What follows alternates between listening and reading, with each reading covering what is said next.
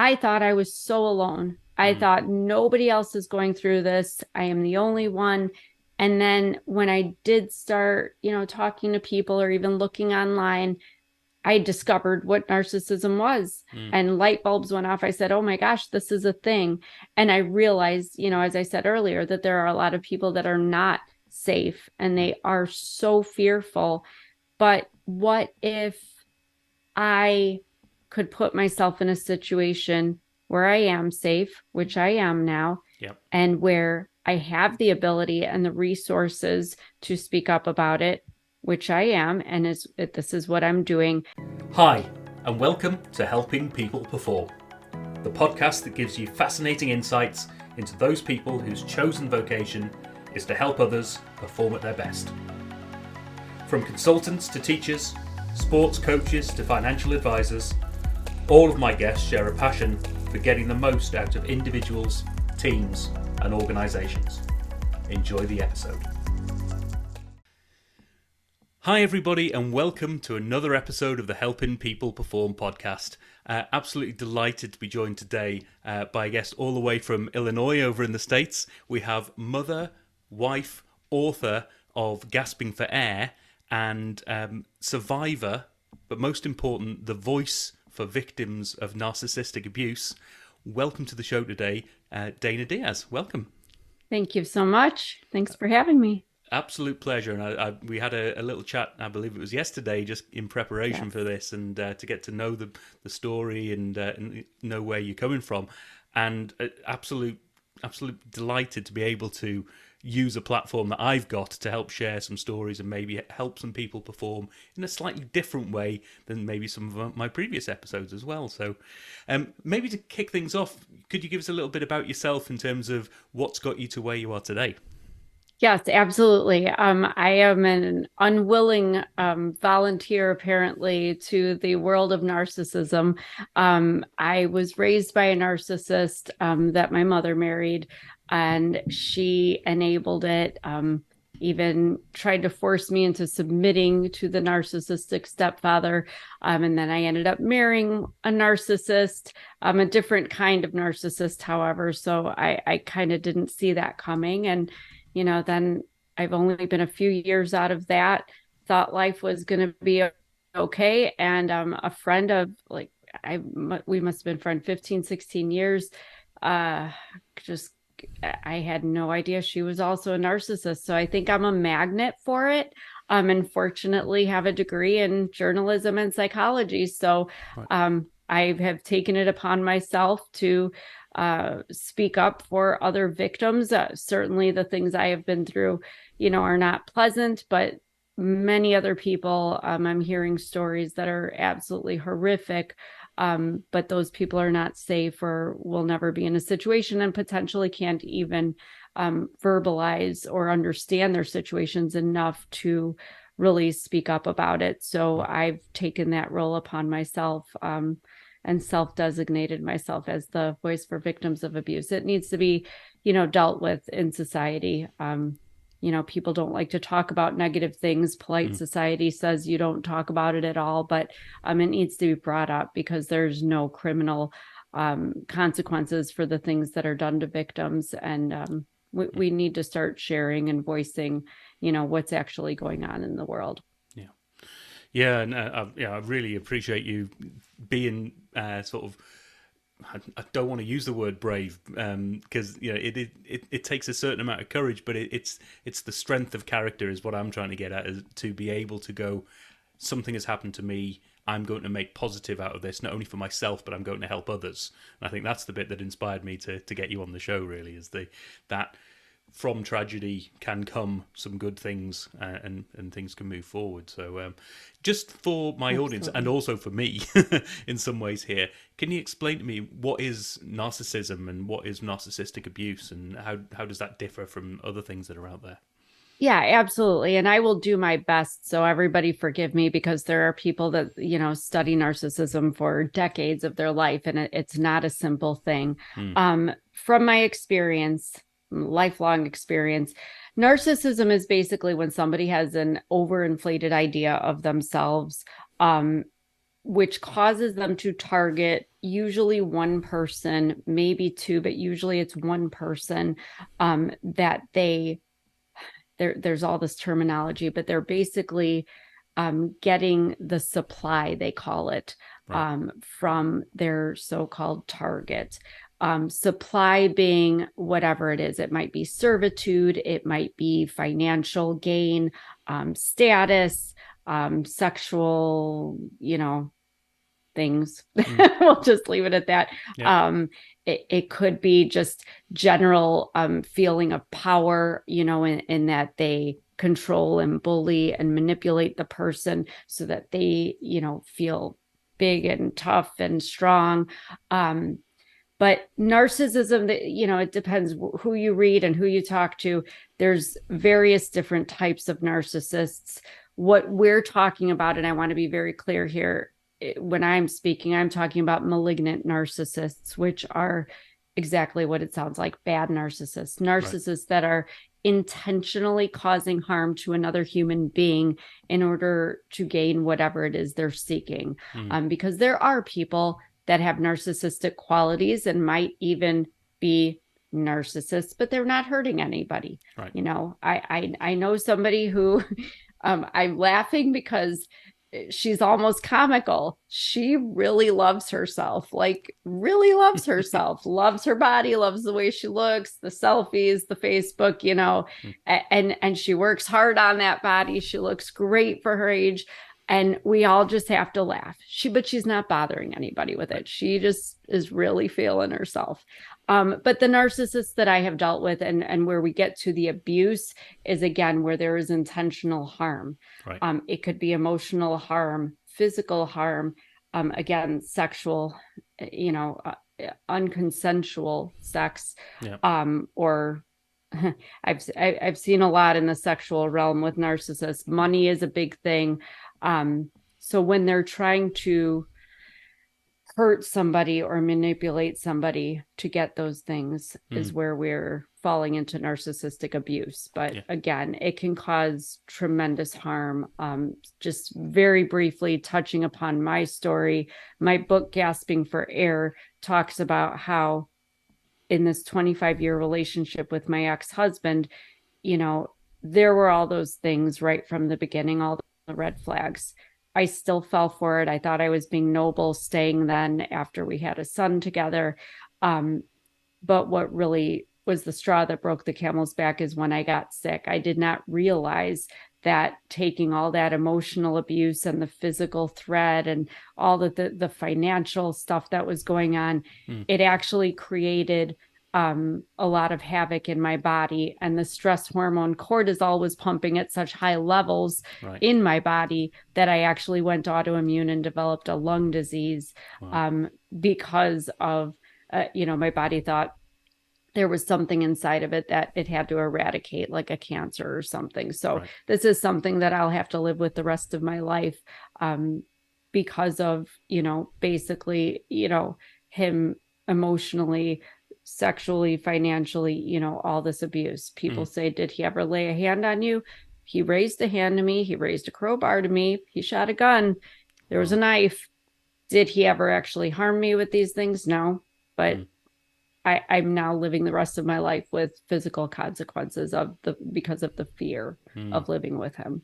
Yeah. No, I mean, it's terrible that anybody has to go through this, but there's I know of people, friends or contacts who have experienced narcissistic abuse. Not sure I knew the name of it at the time, but one of the things that that intrigued me that I'd never even thought of before, and you've touched upon it here. I think we can all imagine physical abuse. We can imagine sexual abuse, even emotional abuse. But I think that's maybe something I'd like to understand a bit more. But it's the financial abuse that was a new one to me. Yes. Can you explain what that means to you and maybe your experience of that?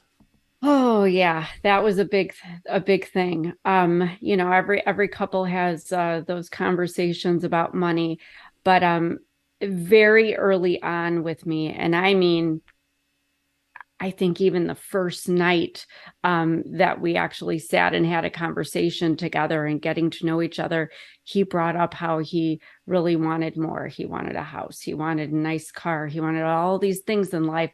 I looked at it as ambition, Mm. but at the same time, you know, things progress very fast with narcissists. Once they decide they want you, they read you very quickly, so they know how to get you. Right. So once he had me, so to speak, and he saw that, here I was raised by a narcissist, and the narcissist that raised me, my stepfather, had Corvettes, and he had nice watches and cameras and beautiful home, and Mm. all the things of status, and things that said, look at me, I have money, because he Right. was a very showy and arrogant narcissist. So part of me wonders if my ex saw that and thought that maybe at some point he would be entitled to that, either through inheritance or, through some association with me. He just didn't know that, that was not of interest to me, and that I really didn't have much of a relationship, and still don't, with my mother and stepfather. Mm. Regardless, in our marriage, it was little things, but it was what people need to understand. It wasn't that something happened once in a while. It was every single day. Mm. Um, for example, at one point, he was laying on the couch one night. He said, I want to go buy a chainsaw tomorrow. I said, why do you need a new chainsaw? You have one. What's wrong with yours? He says, well, I just want a new one. And I said, well, I just want the Hope Diamond, but that's not going to happen. I mean, be realistic. I said, I just paid the bills. And because he was so frivolous and careless with money, we were not just paycheck to paycheck. It was like pennies left. Right. I had $3 and some change left in our checking account after writing out the bills, Right. our mortgage, our lights, our phone. I don't care. I'm going to buy the chainsaw tomorrow. You better figure it out. Wow. That's what he told me. And I said, well, I can't figure it out. I don't have any other money anywhere. I need you to be reasonable about this. Long and short of it, he went and bought the chainsaw the next day. Got a brand new chainsaw. Didn't use it. Didn't need it. He bought it because he wanted it. Right. All of the checks I had written for our bills, well, they were returned for non-sufficient funds. So then I had the late fees on all those bills. I had the non-sufficient funds fees for the bank, and then the daily charge because I didn't have funds to replace those with. But again, this is one story in 25 years of this happening constantly. He'd show up one day with a four-wheeler. How are we going to pay for that? Why did you think it was okay to buy that without asking me? I'm your wife. Well, I wanted it. Right. Okay, well, usually you have to go get a job and earn things. And he would always talk also of he didn't want to work. Well, who does want to work? Win the lottery, then go do something, invent something brilliant that we can live the rest of our lives comfortably. No, he just stopped working after having a herniated disc. He had to have it surgically relieved. That was about 4.5 years before the end of our marriage, but he never went to work after that. Tried to claim he was disabled, even though he was walking around doing things around our house and riding his four-wheelers and dirt bikes and everything else just fine. And I continually appealed to him. I said, I am working 12 hours a day, 7 days a week. I am going weeks and weeks and weeks without a day off. Please help me. Please help me. Please get a part-time job. Please do something. He told me no. He said it was my turn to support him.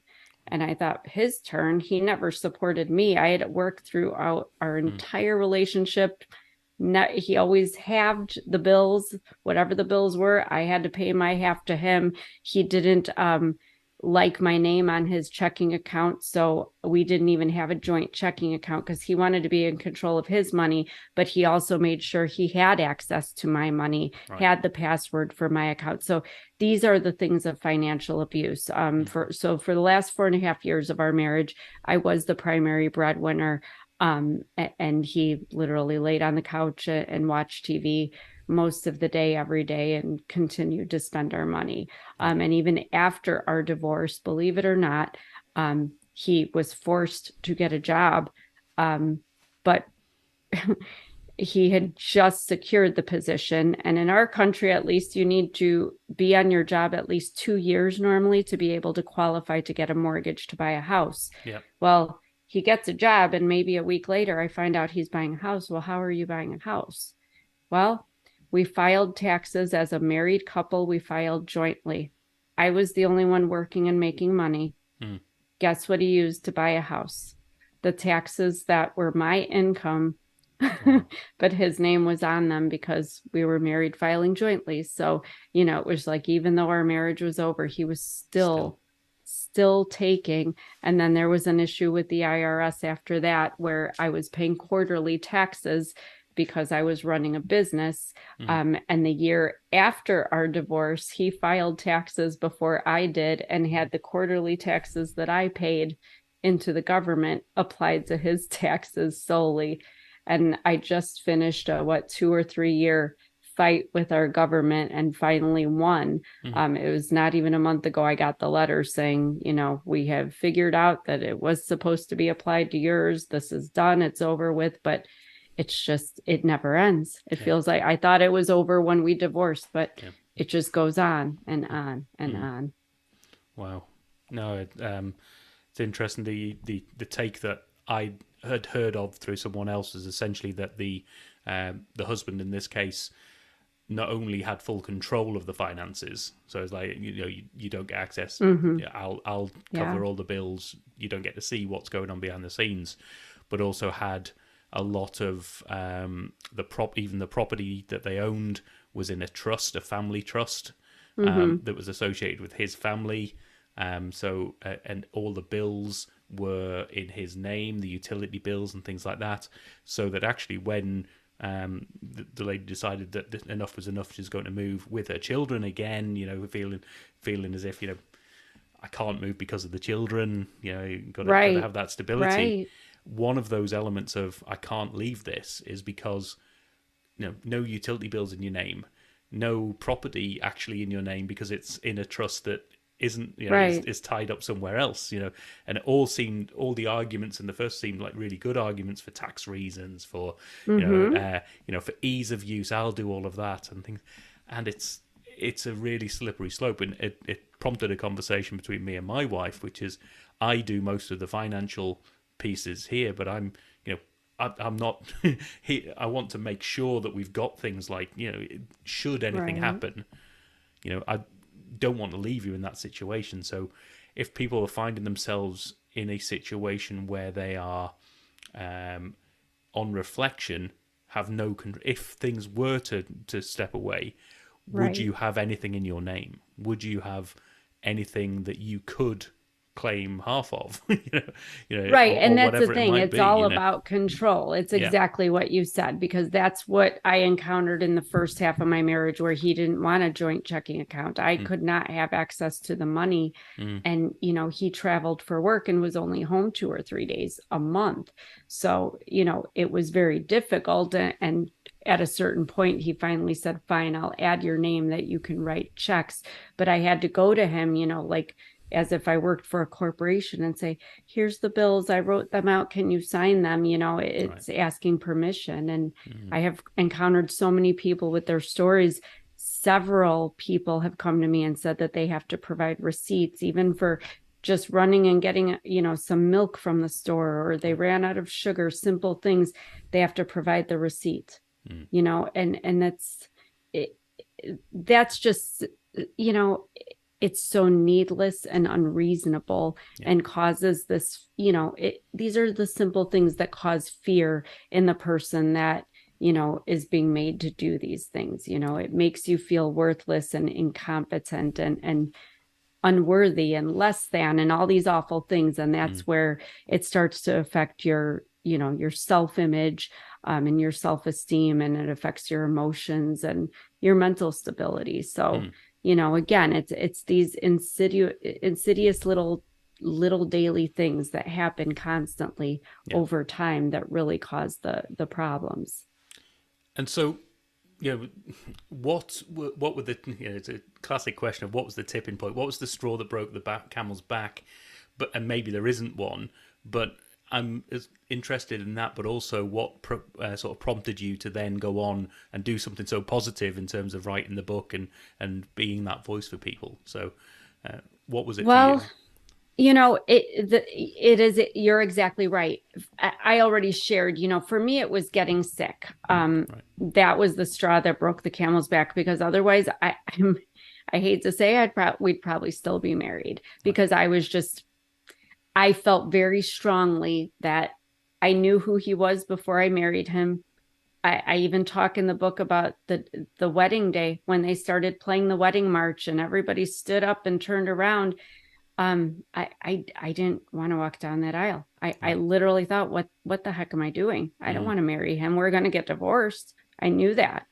But I went through with it, the Yeah. pressure. Mm. I figured this is what I wanted. Now I'm getting it. Now I'm in it. I knew who he was. So now I got to deal, kind of like make your bed and lie in it. Right.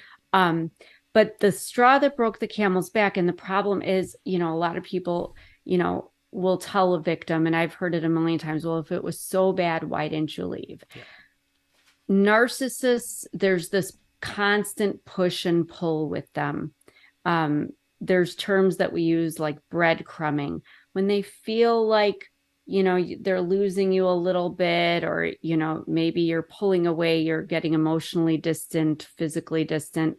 Suddenly that's when the flowers come and the steak and lobster dinners, and oh, you really wanted this, whatever it is, this Mm. purse or this car, something really extravagant. And then you think, oh, they really do love me, they just must be really, overwhelmed with work or stressed about life. And you make these Mm. excuses because suddenly they love you, and then a few days go by, they ignore you, they treat you badly, maybe even things, holes are being punched in the wall, doors are being slammed, but then they love you again, they caress your cheek when you're sitting and watching TV. And so there's this, it literally is a love-hate relationship. But every time you lose hope, they show you that other side of them that they're capable of. Mm. That's wonderful and charming and funny, and you laugh, and this is the person you love. It's the Dr. Jekyll and Mr. Hyde. Yeah. So the straw that broke the camel's back for a lot of us, there is going to be that one thing. And for me, it was getting sick. I started feeling ill around 2016, 2017, but it just spiraled downhill so fast, to the point where I knew I needed to see a doctor. He was not open to me seeing a doctor because it costs money, and only he was allowed to go to the doctor and have tests that cost money, not me. So I made excuses. I suffered and dealt with it, but it got to the point where it was actually November 3rd, 2018. I'll never forget it because we had a terrible, terrible fight that night. He drank a lot. He was drunk that night. We had a terrible fight. He took advantage of me sexually, and I was not wanting that to happen, but it happened, and it was awful. And I just, within 2 weeks after that, my body, I dropped 15 pounds. I was down to 93 pounds. I was skeletal. Oh. People were stopping me and asking me what was wrong, because my face, I had a grayish pallor, and I just had no energy, and nothing was working. I kept getting dizzy, blacking out. Even while I was driving, once I blacked out. And so I went through test after test with doctors, cardiologists, the neurologists, that, all the sleep study. And that's when they eventually figured out that I have this very rare lung disease called upper airway resistance syndrome, that the doctor likens to having COPD, which is a lung disease, Yep. as well as fibromyalgia, with all kinds of other fun symptoms all at the same time. So it's not just a lung disease, and is actually also a sleep disorder. It's categorized as such because it's very common in victims of abuse, and that's why it's not recognized. A lot of doctors aren't even aware of this lung disease. But that's the other thing about narcissists, is they don't like you to sleep. They will interrupt your sleep on purpose, constantly, every night, so that it kind of creates this irritability in you, so that when they've told everybody what an awful person you are irritable, and you're tired, and you just get you have no patience for them. So Right. you might snap and show the side that they're saying. It also creates confusion, brain fog, all Yeah. these things so that you can't think clearly. Well, I didn't say that. I didn't do that. Yeah, I heard you. Right. No, I didn't. You're too tired. You probably just can't focus, So Right. there's all these manipulative tactics they use, but for me, all of this was going on at once, and Mm. then by the end of 2018, I was still not doing well, and had some tests, and the doctor looked at me and said, your body is shutting down. Right. Your body is shutting down. Your heart is barely beating. Your blood pressure is so low. Your heart rate is so low. They were talking about putting a stent in to help it beat. Mm. My muscles, I couldn't sit for 5 minutes. Otherwise I'd feel like I was so stiff. I would be like 100-year-old person trying to Mm. stand back up. Just so many things were happening. And I just thought, my God, my body is shutting down. I'm 40 some years old. Mm. This shouldn't be happening. And I don't want to die. Right. So I had to make a change. Mm. It wasn't worth it at that point to try to be noble or to hang in there for my son, which is what I was trying to do. Right. And in the end, the joke was on me, I guess, because I came home from work one afternoon and he was gone. Wow. And it's interesting because it's a typical narcissist thing. His ego couldn't be, yes, he couldn't be hurt by his wife leaving him with his son. He had to leave me, and he told people I was harassing him, and Right. I was abusive, Right. and I was this and that. And I didn't even care at that point. He was out of the house. He was gone. I was like, thank you. It relieved me because Right. I was worried that I would never get him out of the house. Yeah. So Wow. There's a lot to take in on that one. I really do feel for you, but you've taken that and you've taken yeah. that story and you've shared that story through the book. Yes. So who's the book for? So typically in this section of the podcast, I'm asking who are you helping and how do you help them? I mean, you're helping by sharing the story and giving that ability. So tell us a bit more about the book and what got you there and what's the book Yeah, cover? absolutely. Honestly, the book actually resulted from me keeping a notebook, a record of all the things that I was being told were not said and were not being done. Mm. That's gaslighting. Yep. So I kept a notebook because I honestly thought maybe it is me. Maybe I am going crazy. Maybe I am seeing things a different way. So I started keeping a notebook, date, time, what happened, what was said very briefly. And honestly, one day it just came to me. I thought, I am a writer and a speaker. Yep. I need other people to understand what's going on because I'm showing up at, my son's golf meets or when he was little, the t-ball games with cupcakes and smiling and Yeah. acting like we're this, even with family. Show up on the holidays. Look at us. Here we are with the presents. Nobody knew. Nobody had any idea because I couldn't let on. So I thought I was so alone. I thought nobody else is going through this. I am the only one. And then when I did start, talking to people or even looking online, I discovered what narcissism was and light bulbs went off. I said, oh my gosh, this is a thing. And I realized, as I said earlier, that there are a lot of people that are not safe and they are so fearful. But what if I could put myself in a situation where I am safe, which I am now, Yep. and where I have the ability and the resources to speak up about it, which I am, and this is what I'm doing, so that I can, one, let other victims know they're not alone and there is a way out. I want to prove to them that, you can have a beautiful life afterward. There is life on the other side of it if you can get out safely, and that's the key. But the other target that I'm going with the book is for mental health professionals, and people that work with victims of abuse, maybe in shelters or in government offices. People might not understand. I know even my husband, he grew up with a lovely family, very close knit. he doesn't he sees everything, that I'm still, repercussions that we're still dealing with, because I do have a son with my ex, but he still will never understand, and a lot of people don't understand if they haven't been through it. So Mm, it I was very fortunate, again, to have a college education in journalism and psychology, so I was able to figure out my situation. And even though people's experiences differ here and there, I'm able to give perspective and verbiage that maybe some victims are not able to give to their doctors or therapists or counselors or whoever it is that they're trying to seek, some help from. yeah. So, I've been fortunate. One of my book signings that I had out of state, I did have a mental health professional come, and she said, "Thank you. Mm, Thank you, because now I understand so much better where a victim is coming from," because she said, that is primarily what I do, is work with victims of abuse. So right. that made me so happy, and I could have talked to her for hours. Yeah.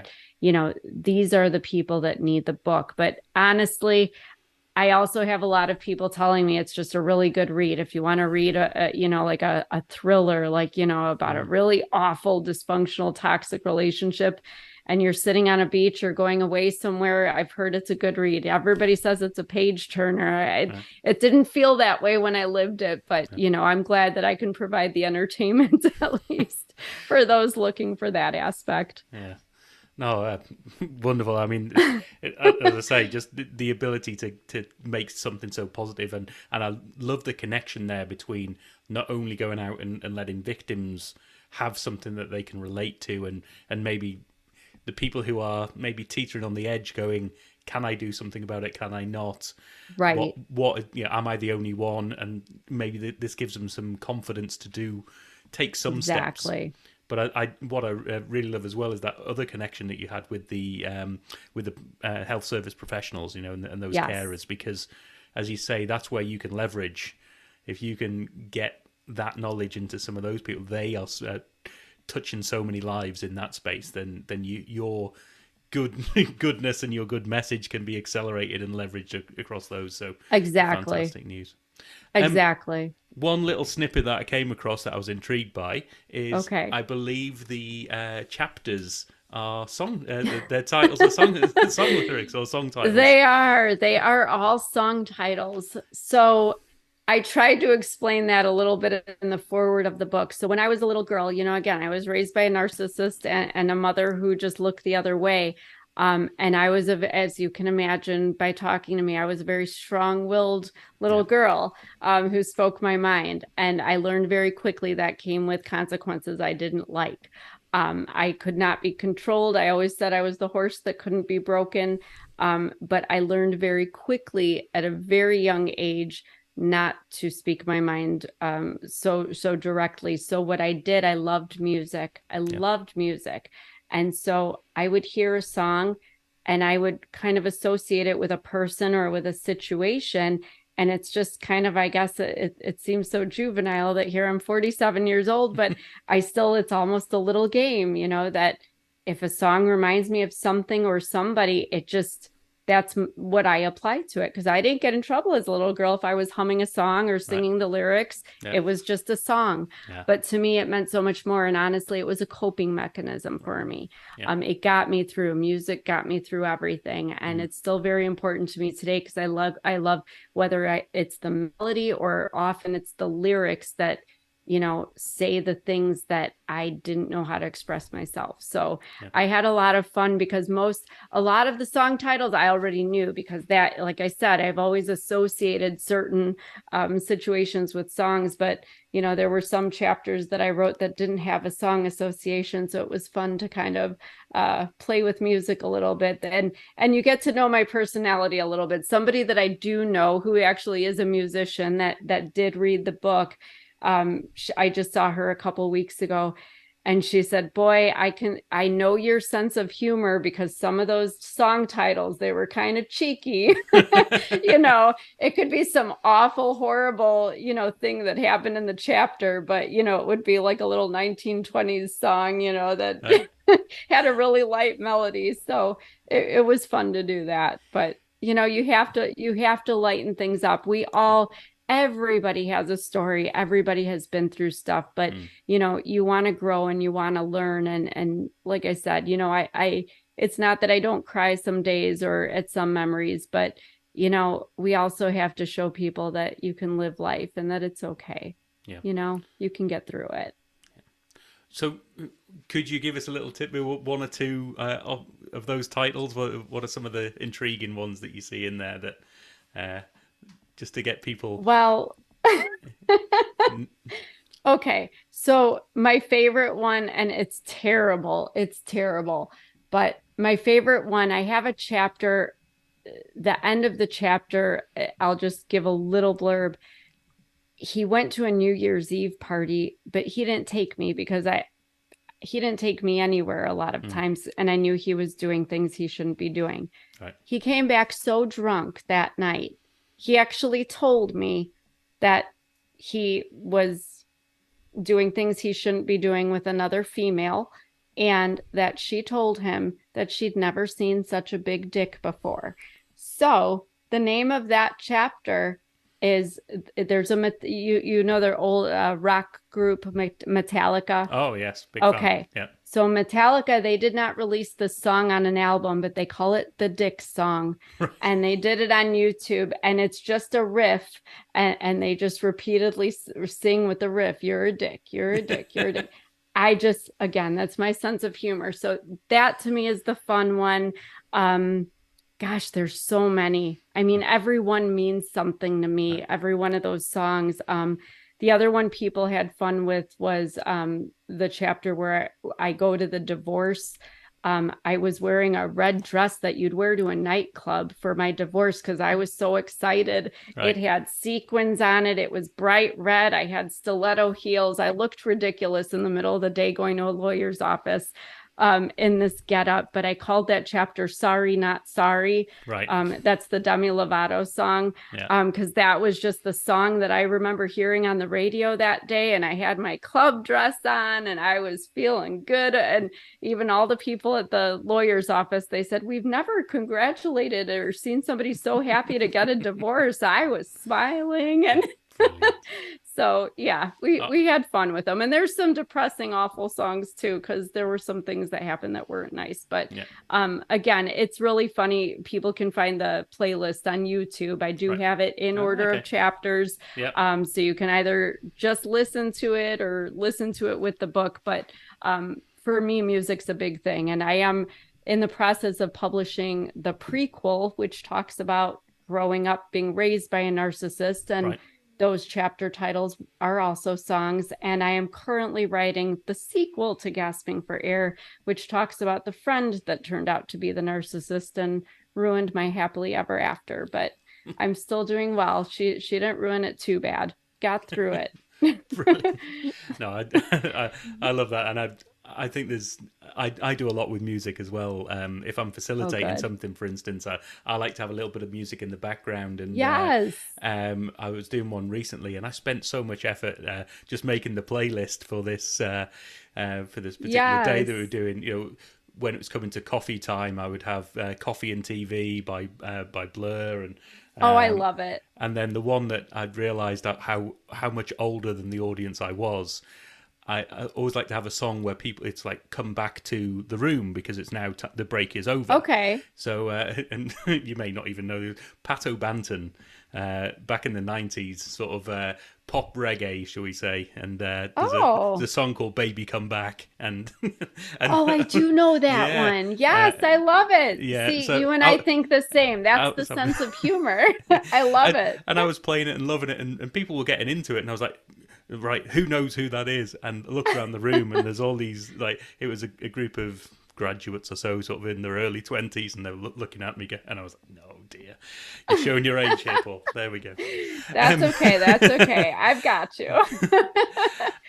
So maybe a slightly different question then, in terms of if you, and maybe that you're answering the question in what you're doing right now, but if you could help anyone, in the individual or group of people with the skill set and the approach that you've got, who would you want that to be?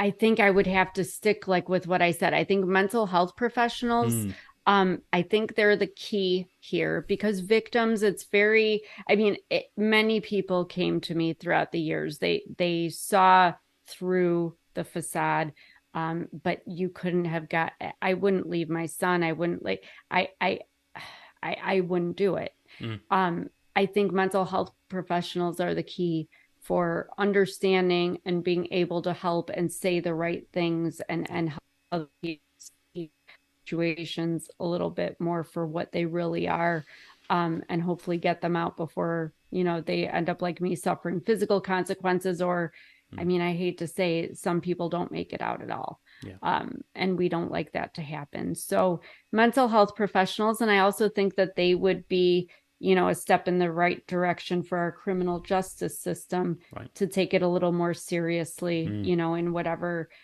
testimonies and such they can provide to the courts, right. because the courts really don't do a whole lot. Unfortunately, at least here in the US, but I have spoken to people in the UK that there's a lot that needs to be done, even Australia, all over the world.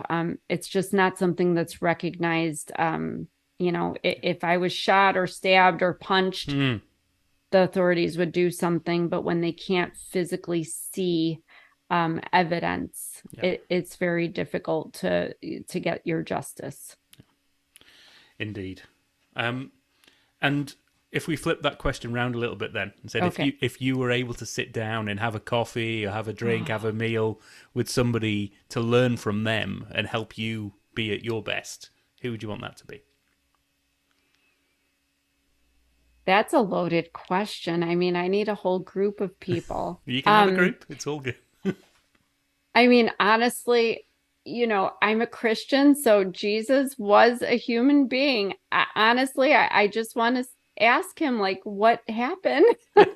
What are we doing wrong? What are we supposed to be doing differently? Gandhi, I mean, uh, just somebody that can give enlightenment and tell me what I can say to people, what can I do to change? Because I just think people, um, I mean, it's not just narcissists. I mean, I Mm, hate to get on my soapbox a little bit, but all the things going on in the world, if people were just simply kind to other people yeah. on social media, in person, and a lot less selfless, I think things would be better overall in Mm, this world, and it wouldn't be such a cruel place. And I know that sounds so idealistic. Um, One more person I absolutely love, if anyone is in the realm of narcissism and narcissistic abuse, Dr. Ramani. She's here in the US, does a lot of YouTube and social media. She is phenomenal. And I have read and listened to many, many experts in narcissism, but for me, um, she resonates with a lot of my thinking and a lot of right. my experiences, and she speaks about it so precisely and Mm, accurately. I could probably spend years with her, but a cup of coffee would be okay too. So brilliant. that would be my answer. Superb. Um, I mean, and finally, Dana, I mean, how can people find out more? How can they get in touch with you or find out more about your story? We'll have the links to your book and things like that in the show notes. But where do people go Perfect. to find you and to find out more about your story and how they can connect? Yeah, absolutely. The book is on Amazon. You'll provide the link. Yeah, Social media, I'm on Facebook, I'm on Instagram, TikTok, Dana S. Diaz or Dana S. Diaz author, depending on the format. But I try to be pretty available. I also have a website, danasdiaz.com, yeah, where you have access to buy the book there. I have a blog there. You can click to contact me directly. But I am very open with anybody that wants to get in touch with me. I've had attorneys get in touch with me. I've had victims get in touch with me, message me on any one of those platforms, email me through the website. Um, you know, I will help in whatever way I can, or give whatever advice or answer any questions that I can to the best of my ability based on my experiences. But I absolutely do want people to know that I am reachable. And on the social media, I do advertise where I'm having book signings and such. If you wanted to meet me in person, I do actually spend time, even if there is a line, I like to spend time with every single person. I want to hear stories. I want to give you a hug if you need it. Just we all need to be there for each other, and be a little more human towards each other. We all need that. So. Yeah, what a message! I mean, I think we can all learn a lot from that, and I mean, thanks again for sharing your story, not only with me and with the audience here, but for putting yourself out there and for using that experience to reach out to the world and hopefully make a difference. And I think you found some amazing leveraging points, as well as making yourself available to people who might just want that little bit of confidence to tip themselves safely into that next space. And I think exactly. that's a wonderful thing. So thank you so much for being on the show today, Dana. I really appreciate your time. I appreciate you having me. Thank you again. Cheers. Thanks for listening to today's episode. If you liked what you heard, then please give the podcast a rate, review and share. I'm Paul Teasdale, and from sausage making to banking, oil and gas to Formula One, I help people perform. If you'd like to find out more and have a conversation, contact me via helpingpeopleperform.com.